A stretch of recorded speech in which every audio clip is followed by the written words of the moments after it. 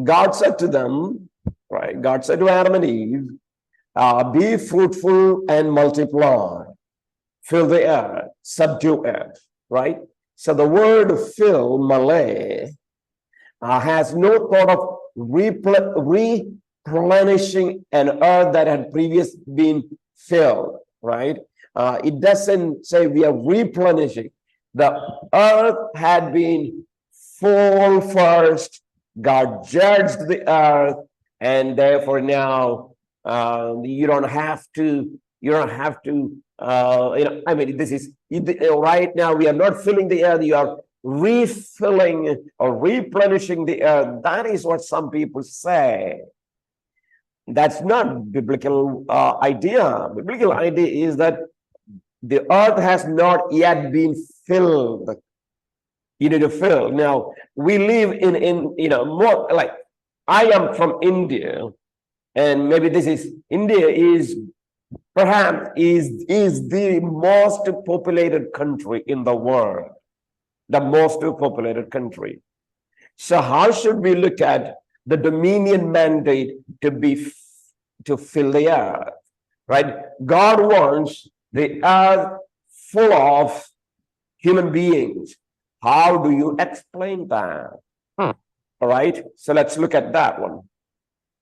Is the command to fill the earth binding today? Should we still fill the earth? It would seem that the commands to both fill and subjugate the earth are perpetually binding. At any rate, it would seem hermeneutically impossible to say that one is binding and the other is not. It does not follow therefrom, however, that God demands unrestrained procreation in response to the command. So the question is, should still we follow the command of filling the earth with a human being? Right? That is a question. And so how should we understand? We need to note following points. The command is for the race as a whole, not the race as individual, right? The command is not for a particular individuals to fill, but it is for the whole race, right? While the human race should not be deliberately depleted, we should not decrease in number. It does not follow that each person must contribute to its growth, right? It does not follow. It seems to go without saying that human race has been quite successful in filling the earth. Quite successful we are. So the dominion mandate, I don't think it is a personal one, but it is a general one to the human race. Second facts to consider. The command to multiply is not a consistent one in Scripture. For example, look at Paul. Paul, personal choice and advice to not marry for the sake of ministry or ministerial expediency. Remember, he doesn't have a wife. Seems ample proof that this command is not absolute. So the command to marry and have children is not an absolute one that everyone should, but it is the best thing to do for human race, that we need to marry. And if you marry, then it is going to be, there will be a children born, usually, right? So yes, populating the earth is something that God wants human beings to do. But this is not a personal one that you need to take, that it is a command to the race generally. So I would say, yes, there can be exceptions. You can live even without a marriage if you have the gift to be like that. Scriptural commands to multiply must be weighed against other commands to provide for one's family too. What is that? Let's look at that verse. First Timothy now. First Timothy, chapter 5, verse 8.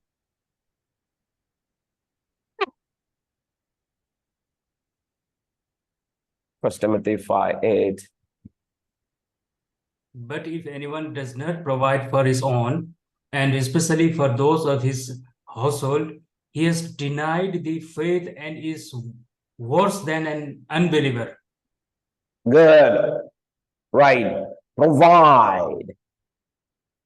Yes, it is one thing to have children. Yes. And it is another thing to provide for them. Right. Now understand, God's agenda for the family goes hand in hand. There is nothing wrong to have many children. I would say, yes, we must encourage people to have more children if they are able to, if they have the means to care for. Please, there's nothing wrong to have more children. Yes, why not? Usually other religions and other people have more children. Why not do we? So I'm saying yes, there's nothing wrong, but please, having children also, along with that, it is also important that you care for your children. So while on the one hand, we must guard against selfishness, right? Some people don't have children. Why? Because they're selfish. They don't want to work hard. They don't want to pour out their life to children because they cannot enjoy, right? They cannot enjoy their life, so they don't want to have children. Yeah, that is selfishness, right? That is absolutely unbiblical. It is sinful that when someone married couples think that they don't want to have children because they want to enjoy, that they wanted to maybe use all the money for their own sake, right? I think that is sinful. But yes, and so some people wanted to avoid responsibility so they don't want to procreate. They were, a woman that I have heard about a woman who doesn't want to go through that 10 months plus another 3 years that is 12, that is maybe 4 years of time raising a child through difficulty. There are many like that. We must also guard against the negligence of procreating irresponsibly. So friends, please get in your mind that, when you talk to people, teach people, please understand, if anyone is getting married, right, getting married is important thing in the life of a person. It is biblical to do so. Yes, but is it okay to not to be married? It is okay, because there are examples in the Bible that people, yes, for example, Paul may not be married or did not have a wife most of his life. So what we need to understand, yes, it is possible that one can live without a wife. Number two, it is also biblical to be married, but if you are getting married, you need to have children. You need to have child, right? It is a part of the family. That's the way God wants. And someone say, no, I don't want to take care of children. I cannot do anything with a child. That is selfishness, and this is wrong. So that is what about filling the earth. Second point, cultivate the garden. Cultivate the garden. Second responsibility to the universe. How do you take this one? The responsibility of man to work is not the result of all. Some people think that way. Man started to work after sin. No. Even before sin, even before sin entered in his life, man was working. It was a privilege afforded man, without which he's robbed of true dignity.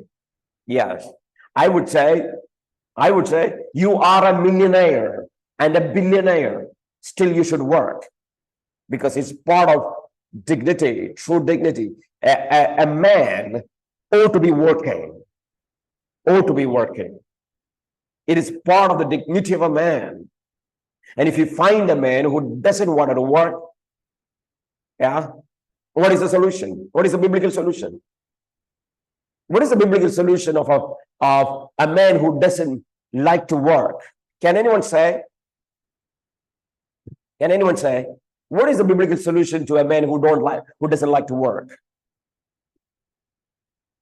Anyone? Can you say? He should not eat. Yes. That is the biblical solution. That seems funny, right?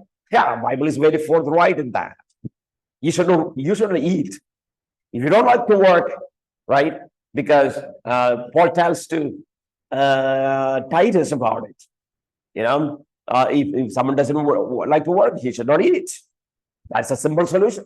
So hard work, not hardly working, but hard work is what? Is the part of the true dignity of a man, right? So even sin entered into the world. Even before that, Adam was given the privilege to till the ground, right? To work. Work is a gift. Yeah. Right? Work is a gift. And Ecclesiastes, Solomon would say that everyone may eat and drink and find satisfaction in all his toil, right? In all his toil. That this is the gift of God. Yes, this is the gift of God, finding satisfaction in your hard work. So, nothing to be ashamed in working, right? It is a dignity of man. Men should work and earn. Even you are given the wealth of your parents. You have all kinds of things, right? You don't have to work. You have all the money, maybe 3, 4 generation. I would say you should still work, right? Still work. You should work till you die. You should be working till you die. You should be working hard, right? Because God intends human being to work, right? That means there is no kind of, retirement from your work. Maybe you are retired from your professional work or job, but you're not retired from your life. There is no retirement, right? Till you die. You work till you die. Second, work is a source of joy. Again, Ecclesiastes teaches 5:18. Here is what I have seen to be good and fitting: to eat, to drink, enjoy oneself in all one's labor, in which he toils under the sun, right? Yes, he says, enjoy oneself in all one's labor, right? It says, you enjoy in your labor, right? Under the sun, during the few years of his life that God has given him. For this is his reward. What is the reward? Enjoying in your labor. Enjoying in your work is a reward. Yeah. Finding satisfaction in one's job is a reward. Is a reward. The reason why many doesn't or do not find satisfaction is simply because they are driven by certain selfish goals and ambitions. You will never find satisfaction. But if you treat your work also a part of your ministry, right? Because you are appointed in a place by God, put you in a place by God for a purpose, and that is God's purpose, then you can enjoy. And when you seek and serve God's purpose in your workplace, then there you find satisfaction. That's the reward. And work is profitable. Yes, all kinds of work is profitable, right? All hard work brings profit. So, friends, I would say here that this is what I'm going to say. Yes, you have to work. Work was a gift of God. We should enjoy. So working is not the result of sin. Hard work is not the result of sin. It was God's given privilege. Even before sin ever came to the universe, Adam was working. Before Adam sinned, Adam was working. That is what we need to understand here, friends. All right? So, yes, second responsibility to the universe, cultivate the garden, work. Third, eat of the fruit of the land. Eat of the fruit of the land. Because there was no zoological death before the fall, right? Men originally had what? A vegetarian diet. Yeah, I like non-vegetarian for many reasons. But if you look at the Bible says, in the beginning, men had vegetarian diets, right? Yes. Until the flood dramatically hampered the agriculture, this remained God's expectation, right? Man had to eat the seeds of the trees, fruits of the trees, right? Fruits and seeds were man's food, right? Seeds and whatever, man. So it was basically vegetarian. Now, only after the flood, right? Genesis 9:3. Let us look at Genesis 9:3. Genesis. Okay, one of you, please read it for me. Every moving things that live shall be food for you. I have given you all things, even as the green herbs. Yeah. Yes. He says, for the first time, everything that lives and moves will be food for you. Just as I gave you the green plants, now I give you everything. It is in chapter 9. God allows man to eat meat. In chapter 9, right? Until chapter 9, human beings were vegetarian, right? So only after the flood, God introduced meat to man's diet. So is eating meat wrong? Absolutely no wrong. If you can, you go ahead. If you don't like, don't eat, right? Don't eat. Nothing wrong. You can survive well with the vegetable if you are careful. Don't eat too much grain. Maybe that may be a problem. And fourth thing was abstain from the tree of the knowledge of good and evil. Right? That is a fourth. Yeah. Now we are going to look at that one later. Right? Abstaining from the tree of knowledge of good and evil. All right. That we will spend considerable time. We need to spend there as we progress. So these are the four responsibilities of man toward the universe. And now let's look at freedom of the will. Right? We all talk about free will. Let's learn the freedom of the will now. First of all, we wanted to say man is a moral agent. Right? Morality is very important here. Man is endowed with the power to make ethical choices and perform corresponding actions within his created realm. Yes, ethical choices, very important. Because man is a moral being, he has to do what is right. Second, so he is an agent, right? He has the capacity to choose, right? He is an instrument in choosing, deciding, right? So the agency is not illusory. It's not illusion. This is true, right? As some people say, everything is Maya. Nothing. No, that's not, right? Yeah, you know, man is an agent, moral agent. Second, man is a responsible moral agent. Look at that one. Yes, you have the responsibility for your choices.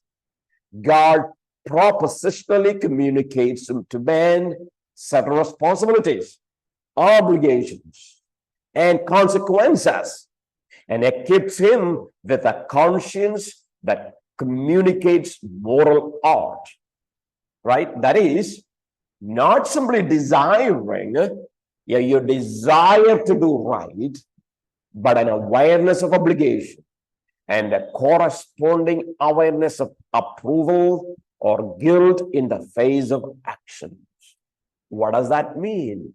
Yes, not only God has given you the desire to do right, but you are also given the awareness of obligation, right? You are responsible to do right, or you will face consequences of your wrong choices, right? So that means you are not only a moral agent, you are a responsible moral agent. There is a responsibility. God has given you not only the desire to do right, what is right, but the obligation to do right. If you have not done it, there are consequences for that. So man is responsible moral agent. Third, man is a free moral agent. I say here he's a free man. He's a free moral agent. How should we explain that? Responsibility is predicated on freedom, right? If there is no freedom, then how can there be responsibility? How can God say you are responsible to do this? Man willingly does all what he does, or else he's not the instrument of his own actions, and he's not responsible for his own actions. So any decision, like this morning, right, coming to study to the institute, joining on Zoom, yeah, you're responsible because you're committed your life to this. You're responsible to wake up in the morning. You're responsible to get ready. You're responsible to do your part because you have the freedom now. You can maybe free to sleep until 10 o'clock in the morning. Yeah, you have the freedom. You have the freedom to do many things, right? So freedom is given so that you will be responsible. Otherwise, God cannot hold you responsible, right? So this is what John Edwards described and defended as the natural freedom of the will. Yes, you and I have the freedom, right, to make choices. Yes, every human beings have this freedom to make choices. We are free moral agents. Fourth idea to consider before we talked about once as you understand the freedom of the will, man's nature determines the character of his moral agency. That is a caveat here. Man's nature. What is that? It is a complex of attributes, right? Inherited dispositions, his desires, interests, motives, principles, habits, etc. These are all becomes the part of a person's nature that make him what he is and form the basis of all his desires and actions. Yes. So your actions and your decisions actually coming from who you are, what kind of man you are, that will determine your actions, your decisions. Your decisions, for example, you wanted to work hard, you want to do things, you wanted to work hard, you want to serve God, you wanted to share the gospel, you want to teach people, you want to do, it's all the way that how you are made up. You can be arrogant, you can be, proudful. It's simply because that's the way you are made up. Your actions will tell who you are. So, all free creatures choose according to their nature. You understand? Everyone. You choose according to your nature and are limited thereby in their choices, right? So if you are choosing according to your nature, then your freedom is limited. Even God himself is not exempted here, right? For example, God cannot work against his nature. God is holy. That is the reason Paul tells to Titus, God cannot lie. Why? Yes, God has no freedom to lie because God cannot act against his nature. Because he's holy. Yes. So even God doesn't have that absolute freedom that many people talk about. Free will, people talk about free will. Yes, people talk about free will. Hey, we have free will. Now I'm saying, look at God. God is not free to do everything.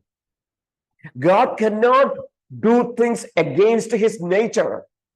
For example, God basically is holy. That means God cannot, he's not able to do wrong. He cannot do sin.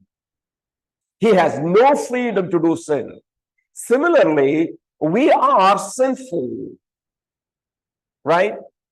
And that means our freedom is so limited. So I wanted to say, yes, do we have the freedom of the will? Yes, but limited. Limited freedom. Not absolute freedom, friends. We don't have absolute freedom. We have only limited freedom. All right. Now let's look at a few verses here. Proverbs chapter 4, verse 23 says, guard your heart with all diligence, for from it flow the springs of life. Right? Guard your heart with all diligence. Yeah, heart is very important. Your nature is very important. Because whatever is full of your heart, it just comes out. Matthew 12. Mouth speaks out that which fills the heart. Yeah. Good man brings out of his good treasure what is good. Evil man brings out of his evil treasure what is evil. So, yes, what you've been trained, filled, what is your nature, that is what going to come out. That's what going to come out. Mark 7, 21 to 23. From within, right, out of the heart of men proceed the evil thoughts, fornications, thefts, murders, adultery, deeds of coveting, wickedness, deceit, sensuality, envy, slander, pride, and foolishness. All these evil things proceed from within man and defile the man. You see? So it is right. What you speak mostly are what you are. What you do actually is what you are. And I would say, maybe, friends, you can say things that you are not really are. You can say, I am this, I am that, blah, blah, blah, blah. But what you do is actually what you are. Because what you believe is what you do. What you believe is what you do. So, yes, all these evil things proceed from man. Ephesians 2:3. All of us also lived among them. Right? Believers lived among them at one time. We were gratifying the cravings of our sinful nature. Remember, look at that. That's what we were, following its desires and thoughts. That's what our sinful nature desires and things. That's what we've been doing. That's maybe, there could be differences from one person to the other one, but basically we are inherently evil. Inherently, we are not good. And therefore, whatever the actions, whatever the things we do is exactly who we were. Freedom of the will, right? So I say, man's nature determines the character of his moral agency. Fourth, the natural man willingly and inalterably self-determines to do what is evil. Natural man determines by himself to do what is evil, operating solely on the basis of his nature. Man can do no good, right? No good. 100 times. Think that. By man's nature, he cannot do the good that is expected by God. He cannot change his condition. Nonetheless, it must be stressed that he is fully complained in this. He acts freely without external compulsion or restraint. Yes, man cannot do good. But when he chooses to do evil, he's not doing evil because somebody forced him to do. Someone kills somebody else, not because somebody forced him to do. Usually, it is by his own decision. His own decision that he does this, right? So what does Bible says? Romans chapter 8, verse 7 to 8. The mind set on the flesh is hostile toward God. Hostile toward God. For it does not subject itself to the law of God. It does not subject to the law of God. Because our mind is against God and not even able to do so. So, friends, none of human beings are able to please God. None. Unless God does a miracle. Except God doing a miracle in his life, changing his heart. Until that time, no one can please God. No one can please God. Because man inherently evil, and every deed that he does is tainted, right? Laced with evil, with sin. Every good, quote unquote, right? Quote unquote, every good deed is tainted, laced with evil. That is what we need to know here. And therefore, in Jeremiah, here God asks, can Ethiopian change his skin? Can Ethiopian change his skin? Or the leopard, its parts. Neither can you do good who are accustomed to doing evil. Can you do good? You cannot do good, friend. You cannot do good. So this is what Jonathan Edwards said, defended as the moral bondage of the will. Every human being's will is bondage, under the bondage. Yes, because of the nature, the evil nature, the sinful nature. The essence of the free agency is not the power of contrary, right? The free agency doesn't mean that you have the power of the contrary, but of alternative choice, right? Free agency is what? When we say man is free to do whatever he wants, it is not that man is capable of doing what is against his nature. That is not what man is. All free agents have the power of alternative choices, right? We have the power of alternative choice. That is the power to choose between options having the same ethical character, right? We can choose this deed or that deed. Not all free agents, however, have the power of contrary choice. The power to choose between options dissimilar ethical character. Example, good or evil. But an unregenerate man, while he is free, lacks the power of contrary choice. Right? I will explain that one. Adam and regenerate men possess the power of contrary choice, but are not because of rendered at more free. Now, unbeliever cannot choose God Unbeliever cannot choose God because there is no power of contrary choice against the nature. That is the reason there is a question asked. Psalm 14 verse 1, right? Is there anyone seeking God of the Bible? And God takes a survey. And what is the result of the survey? There is none. And that is the reason Paul says in Romans, what is that? There is no one righteous, not even one. No one righteous. Then Paul says, no one seeks God. All have gone astray. My point is that there is no power within man to take a decision that is against his nature. Sometimes we use the word free will. All right, let me put this up. Free will.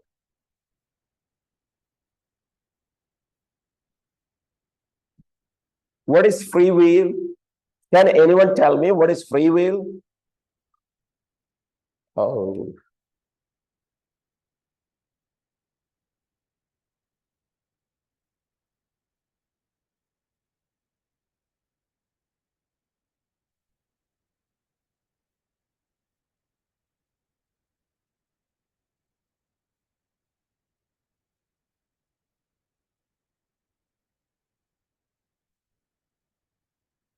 Okay.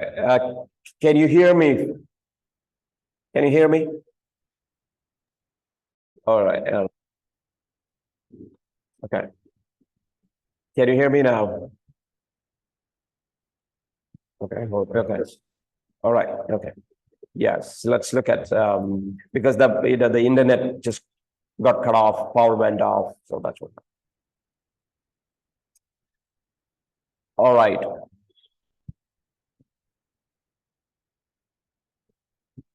Yes. So can anyone talk about a free will?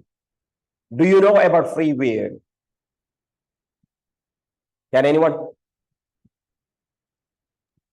What is free will? Is it something I don't know? Is it like most of used in a secular world? Like they say, the lady with the spinning wheel, which goes up has to come down, and which is down has to come up sometimes. Is it something like that? No. I'm asked. I'm sorry that in a serious discussion, I am bringing a funny things maybe.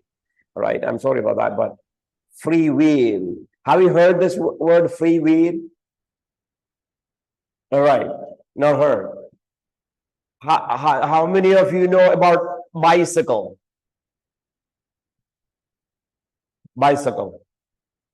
Have you heard free will in bicycle? Yeah. It What is that? very much. Okay. It enables a very smooth movement of the wheel.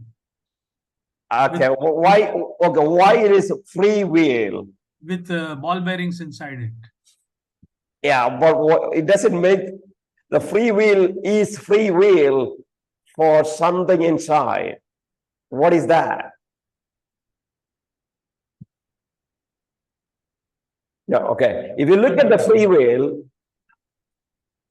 is that it is free to roll only one side. So if you turn to the left, it is so free, right? The tire will not move. But if you turn to the right, it just gets into that thing and then it is loaded, right? So it is free to move one side, it's not free to move the other side. So that is what free will. We call man's will like a free will, right? That the will is able to do. We have the will, but we don't have the power to do contrary choices against our nature. We don't have power, right? We have the power to do anything according to our nature.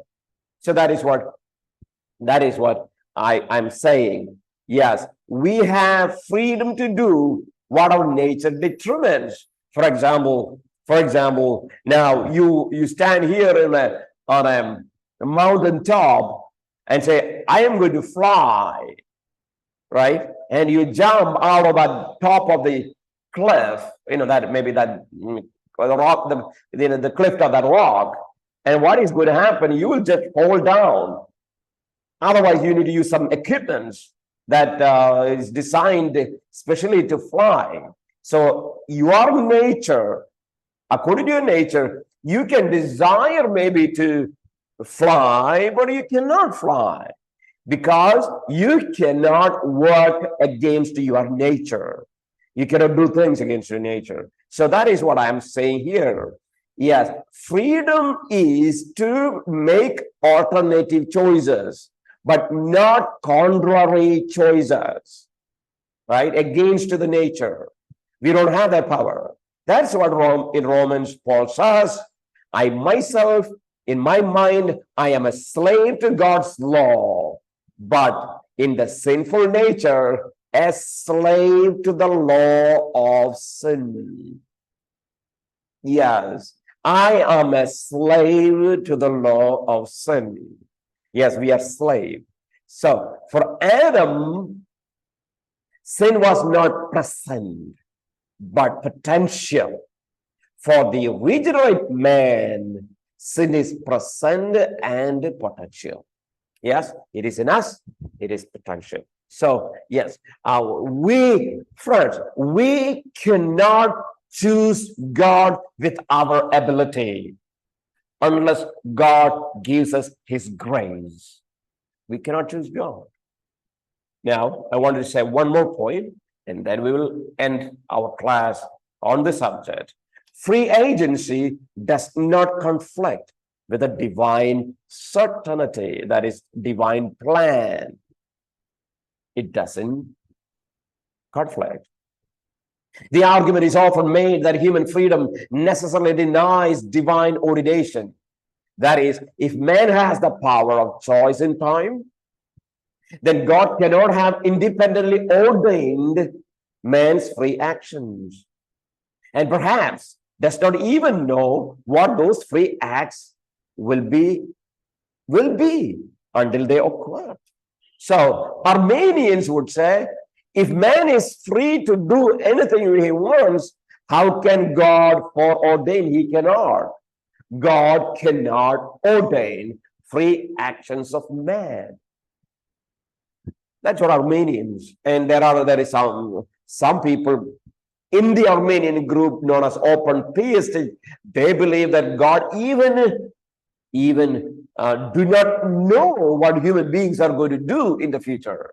God does not know, because how can God knows what after 10 or 50 years a free agent is going to do?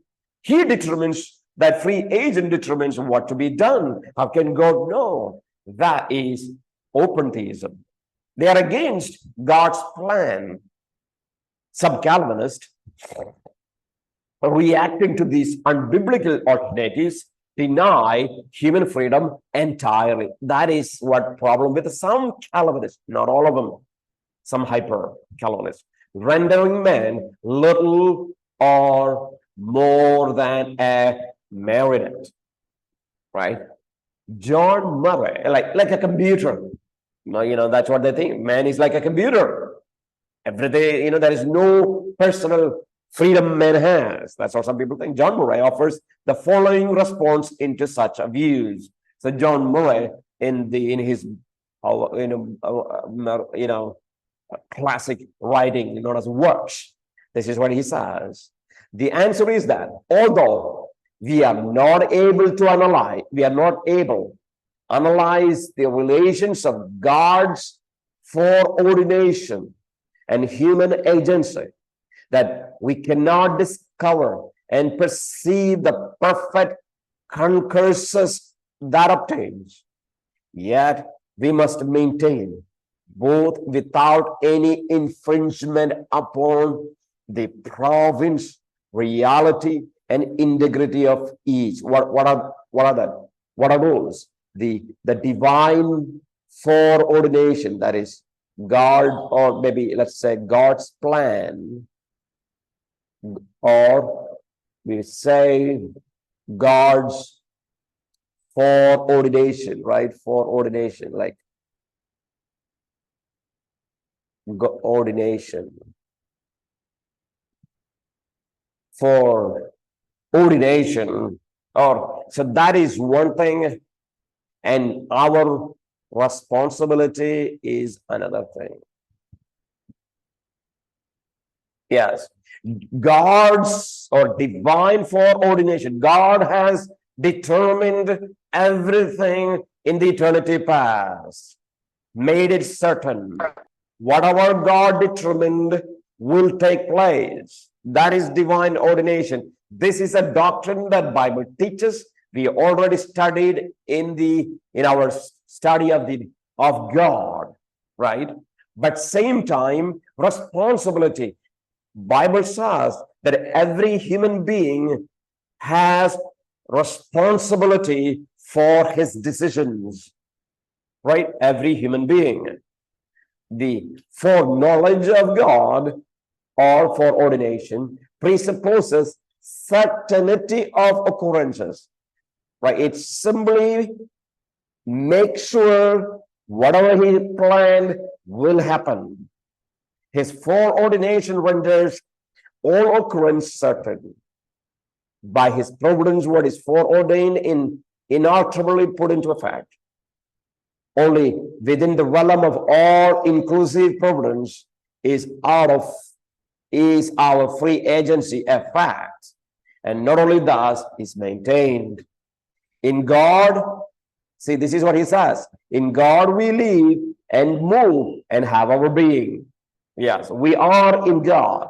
Providence in fulfillment of foreordained purpose is the only compatible with the freedom indispensable to our being. We are in God, given certain freedom to choose according to our nature. It is indispensable to the existence of our freedom and never functions so as to interfere with it. God never interfere with your freedom. He never. Right? If you ask for grace, he will give you, but you are always responsible for your choices because you have the freedom to choose, right?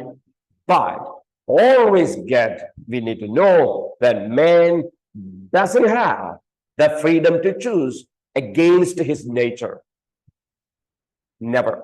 So there is no contra, right? Freedom, right? We have the freedom of to choose alternatives, but not power of contrary. We don't have the power of contrary. So if you think that free will or the freedom of will means power to choose contrary, that is wrong. That is wrong. Freedom of the will is not the power to choose contrary, but power to choose where there are options available. Right? Options available. That's the only you can do, not the otherwise.